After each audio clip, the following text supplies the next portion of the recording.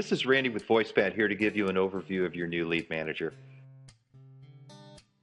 Okay, let's start by locating your lead manager icon. And when you go to your dashboard, it is located here. It's very similar to the old lead manager in that the most recent property inquiries will be at the top of the list. Some of them may drop down as we go through the demo. What is new is the ability to track all of your property inquiries by text and by mobile website, which is in addition to the phone. Let's look at the top set of icons. On the left is the accumulated activity from all mobile lead types, while to the right is a breakdown of your lead activity by type. That would include phone, text, and mobile web. So, if you only want the detail on text inquiries, you can click the text icon. It's simply a filter. The same filter also breaks down property views on your VoicePad mobile site by the user's phone number, name, or email address. We'll cover more on this momentarily. To return to the full view of leads, just click the All Activity icon. We've simplified the headers as follows. When simply means when the lead was originated. Inquiry type, how the lead was generated. Was it by phone, text, or mobile website? Who, this is the identity of the person who made the inquiry.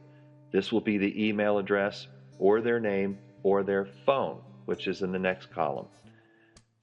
What includes a link to the property of interest. This will give you information such as the property, what the price was when they called in, and also a little context about the property itself. Notes. This is very similar to what we had in the previous lead manager. Simply allows you to document information on a particular buyer. Follow-up. This is a simple calendar reminder. It emails you a reminder to do something in the future for a particular buyer. For example, pick John up at the airport today at 1:45 p.m.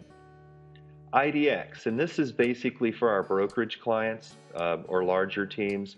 If you're using MLS data, this column gives you a visual indication as to whether this lead is on your property or if it's on a competitive brokerage's property. And of course, along with that is the ability to assign this property, which is the assignment column, to a specific agent.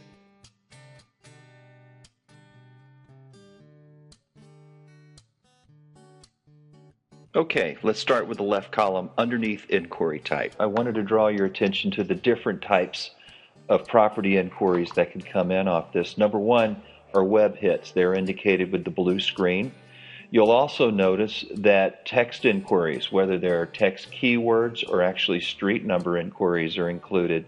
And finally, you also have your phone inquiries as well. So these are the three ways that this could come into the system. Let's get a little bit more detail on the property inquiries. First of all, we have the caller ID and the information if the inquiry is by phone. We're also keeping track of the text dialogues, whether they're using an agent or a broker keyword. So this is the level of detail on the actual inquiry, and we're bringing in either email information or we're bringing in caller ID information.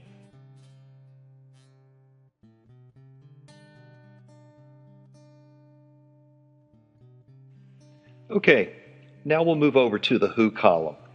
This is the column that indicates the identity, whether it be an email address or a phone number, of the individual who originated the lead.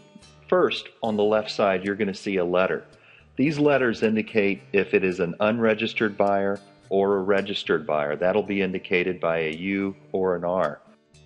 If you see a green A, it's in your brokerage or a large team, you'll notice this is one of your agents doing the inquiry, so it's really not a lead.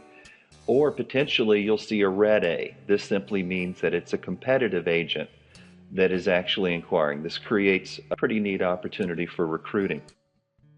By clicking the name or the email address, this opens up a complete view of this individual's inquiries by phone, text, and mobile site. If the buyer is unregistered, you'll also see the button here where you can register the buyer as your own. To view a complete history, and this would be inclusive of all web views, property inquiries by phone and text, for this particular individual, just click the View Complete History. That's the orange button. Activity is all in one spot in chronological order, and this way you can kind of sense a complete view of how this individual is engaging, how often they're engaging, and what is their preferred method for engaging.